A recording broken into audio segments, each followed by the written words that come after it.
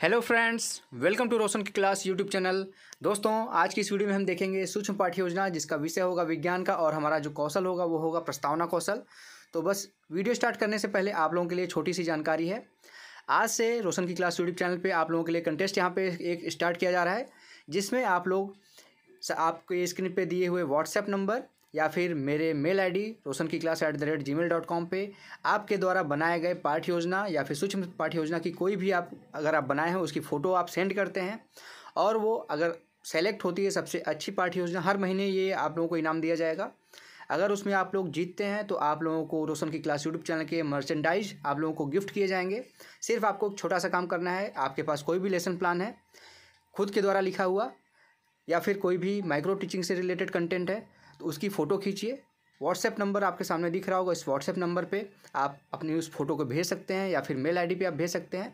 हर महीने के 25 तारीख को आप लोगों के गिफ्ट आप लोगों के एड्रेस पे पहुंचा दिए जाएंगे। ठीक है दोस्तों, बस इतनी इन्फॉर्मेशन थी, आप तक पहुंच चुकी होगी। अब शुरू करते हैं आज की वीडियो। आशा करते हैं आप लोगों को वीडियो पसंद आएगी। अगर पसंद आएगी तो प्लीज़ वीडियो को लाइक करना मत भूलिएगा, और रेगुलर बेसिस पे रोशन की क्लास यूट्यूब चैनल से जुड़े रहने के लिए आप लोग नीचे लाल कलर का जो सब्सक्राइब बटन उस पर क्लिक करके सब्सक्राइब कर लीजिए, साथ ही साथ बेल आइकन को दबा के रखिए। तो देखिए, सबसे पहले आप सूक्ष्म पाठ्य योजना जब बनाते हैं तो उसके ऊपर से इस तरीके से सूक्ष्म पाठ्य योजना संख्या लिखनी होती है। जैसे यहाँ पे लिखा गया है सूक्ष्म पाठ्य योजना 1, उसी तरीके से आपका जो भी संख्या होगा 1, 2, 3, 4 उसको लिख लीजिएगा। विद्यालय का नाम लिखना है, जिस विद्यालय में आप पाठ्य योजना पढ़ाने के लिए जाएंगे। आपको अपने विद्यालय का नाम नहीं लिखना है, क्योंकि आप अपने विद्यालय में खुद पढ़ते हैं, वहाँ पे पढ़ाने के लिए नहीं जाएंगे। जिस विद्यालय में आपकी ट्रेनिंग लगेगी उस विद्यालय का नाम लिखना है। छात्राध्यापक का नाम, यानी आपको अपना नाम लिखना है, या फिर छात्राध्यापिका हैं लड़की हैं तो आपको यहाँ पे अपना नाम लिखना है। उसके बाद यहाँ पे आपको देखिए दिनांक लिखना है, इस तरीके से चार्ट बना के डेट लिखना है। कक्षा हमारी है 7वीं, वर्ग है अ, विषय है विज्ञान का, चक्र है यहाँ पे पहला। चक्र को काफ़ी कॉलेजेस में कालांश भी कहते हैं, और अवधि है 5 मिनट का। 5 से 7 मिनट मानक अवधि होती है सूक्ष्म पाठ्य योजना की।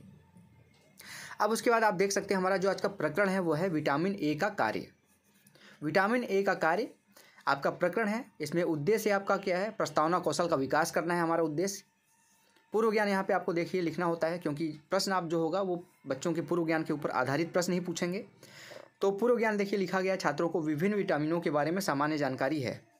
अब लेसन प्लान का आपका सूक्ष्म पाठ्य योजना का सबसे इंपॉर्टेंट पॉइंट आता है प्रस्तावना प्रश्न आप कैसे बनाएंगे। इसको बनाने में थोड़ी सी सावधानियाँ रखनी होती हैं, वो सारी चीज़ें मैं यहाँ पे बताता हूँ आप लोगों को।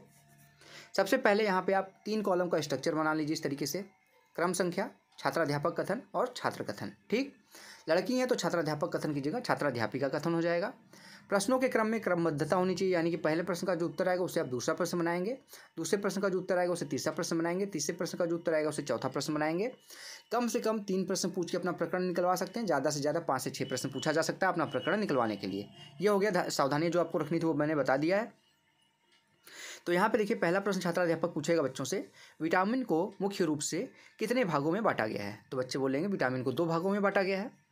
दूसरा है यहाँ पे प्रश्न, ये 2 भाग कौन कौन से पूछेंगे आप बच्चों से? तो बच्चे बोलेंगे वसा में घुलनशील विटामिन और दूसरा है जल में घुलनशील विटामिन। तो यहाँ पे फिर तीसरा प्रश्न आएगा, वसा में घुलनशील विटामिन का नाम बताइए।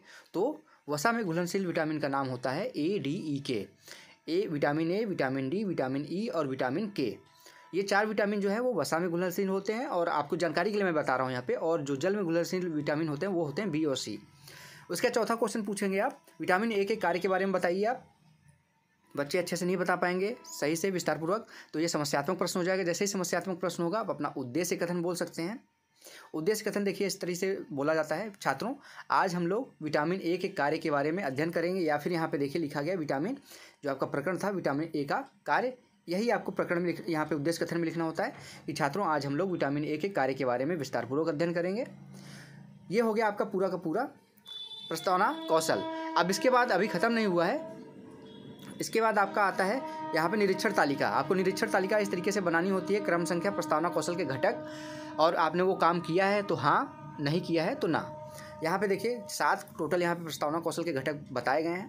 पहला है प्रश्नों कथनों का उद्देश्य से संबंध, यानी कि जो प्रश्न आप पूछ रहे हैं क्या उसका उस चैप्टर से रिलेशन है या नहीं है। तो अगर है तो आपको यहाँ पे हाँ मिलेगा, देखिए यहाँ मिला हुआ है इस छात्र को। दूसरा प्रश्न है छात्रों के पूर्व ज्ञान से संबंध। प्रश्नों का जो संबंध होना चाहिए छात्रों के पूर्व ज्ञान से होना चाहिए। ऐसा नहीं होना चाहिए कि बच्चे कक्षा 6-7 के हैं, उनसे 8-10 का कक्षा 10 का क्वेश्चन पूछेंगे तो वो पूर्व ज्ञान से उनके संबंधित नहीं होगा। तो छात्रों के पूर्व ज्ञान से संबंधित है तो यहाँ पे सही मिला है। ध्यान एवं रुचि का पैदा किया जाना, आप जो पढ़ा रहे हैं उसमें बच्चों का ध्यान आकर्षित कर सकें, उनके अंदर रुचि पैदा कर सकें, करेंगे तो आपको सही मिलेगा, नहीं करेंगे तो आपको गलत मिलेगा। चौथा है प्रश्नों, विचारों, कथनों के में क्रमबद्धता, जो मैंने अभी बताया कि प्रश्नों के क्रम में क्रमबद्धता होनी चाहिए, यानी कि पहले प्रश्न का जो उत्तर आएगा उससे दूसरा प्रश्न बनेगा, ये क्रमबद्धता कहा जाता है। तो क्रमबद्धता होनी चाहिए। शिक्षक में छात्रों को अभिप्रेरित करने की क्षमता होनी चाहिए, यानी कि शिक्षक जो है आप हैं, आपके अंदर खुद वो क्षमता होनी चाहिए कि बच्चों को अभिप्रेरणा प्रदान कर सकें। छठवां पॉइंट है पाठ प्रस्तावना संबंधी समग्र यहाँ पे प्रभाव, यानी कि कोई भी उस चैप्टर से रिलेटेड आपके पास सामग्री है, चार्ट है या फिर कोई सहायक सामग्री और भी है टीएलएम में जो भी आती हैं, तो वो है तो आपको सही मिलेगा। नहीं उपयोग करेंगे, जैसे संकेतक का उपयोग नहीं करेंगे प्रश्न पूछते समय, तो वहाँ पे सैंपल पे कोई चीज़ लिखे हैं उसको दिखाने के लिए संकेतक का प्रयोग नहीं करेंगे तो आपको वहाँ पे यहाँ पे गलत नहीं मिल जाएगा। सातवां है उपयुक्त साधनों का प्रयोग किया गया है कि नहीं किया गया। वही मैंने अभी जो आपको बताया कि अगर आप सैंपल पे कोई चीज़ लिखे हुए हैं उसको आप हाथों से बता रहे हैं या फिर आप पढ़ाते समय चाक हाथ में लिए हुए हैं, जो कुछ सावधानियाँ रखनी होती हैं, और इधर उधर बार बार टहल रहे हैं, कुछ ऐसी हरकतें कर रहे हैं जो एक टीचर को नहीं करनी चाहिए, डर के मारे आप कर रहे हैं वो चीज़, तो ये सारी चीज़ें नहीं कर रहे हैं तो आपको सारी चीज़ें अच्छी मिलेंगी। और नहीं करेंगे तो यहाँ पे आपको कट का निशान मिल जाएगा नहीं वाले में, या फिर नहीं वाले में हाँ का मिलेगा, मतलब नहीं किया आपने। ठीक।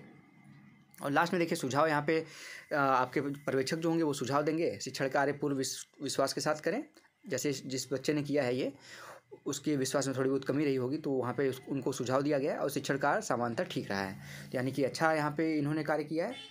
थोड़ी बहुत सुधार की ज़रूरत सभी को होती है, क्योंकि आप अभी सूक्ष्म पाठ्य योजना बना रहे हैं तो आपने शुरुआत किया है पढ़ाने का, तो धीरे धीरे आप में सुधार आ जाएगा अगर आप रेगुलर बेसिस पे बने हुए रहेंगे, क्लास में पढ़ाते रहेंगे और आगे बढ़ चढ़ के हिस्सा लेंगे पाठ्य योजना पढ़ाने में और सूक्ष्म पाठ्य योजना के सभी कौशलों में अपना महारत हासिल करने में, तो जाहिर सी बात है कि आप महारत हासिल कर लेंगे। तो ये थी आज की सूक्ष्म पाठ्य योजना, और जो मैंने आपको न्यूज़ बताया वो आशा करता हूँ आप लोग समझ गए होंगे कि अगर आप लोगों के पास कोई भी सूक्ष्म पाठ्य योजना हो, कोई भी पाठ्य योजना हो किसी भी विषय का, किसी भी क्लास का, उसकी फ़ोटो खींचिए, सामने दिए गए स्क्रीन पर दिए गए नंबर व्हाट्सएप नंबर, इस पर फ़ोटो भेज दीजिए। अगर व्हाट्सएप पे नहीं भेजना चाहते तो मेल आईडी है उस पर भी भेज सकते हैं फ़ोटो। 1 महीने में हर महीने में ये कॉन्टेस्ट आपका जो यहाँ पे प्रतियोगिता स्टार्ट की गई है वो हर महीने चलेगा, और 25 तारीख को, हर महीने के 25 तारीख को इंस्टाग्राम पे मैं विनर अनाउंस करूँगा कि किसने जीता है रोशन की क्लास यूट्यूब चैनल के मर्चेंडाइज़ को। वो कुछ भी हो सकता है, वो इनाम मैं बताऊंगा जब 25 तारीख को आप इंस्टाग्राम से जुड़ेंगे रोशन की क्लास यूट्यूब चैनल के, तो वहाँ पे आप मैं इन्फॉर्मेशन दे दूंगा, और उस बच्चे को या फिर उस बच्ची को जिसका सबसे अच्छा लेसन प्लान होगा या फिर जिसका सबसे अच्छा सूक्ष्म पाठ्य योजना होगा उसको मैं उसके एड्रेस पे वो इनाम सेंड कर दूंगा। तो फ्रेंड्स, अगर आप लोगों को मेरी वीडियो अच्छी लगी तो प्लीज़ वीडियो को लाइक करिएगा, और मिलते हैं नेक्स्ट वीडियो में। तब तक के लिए आप लोगों का बहुत बहुत धन्यवाद। जय हिंद, वंदे मातरम।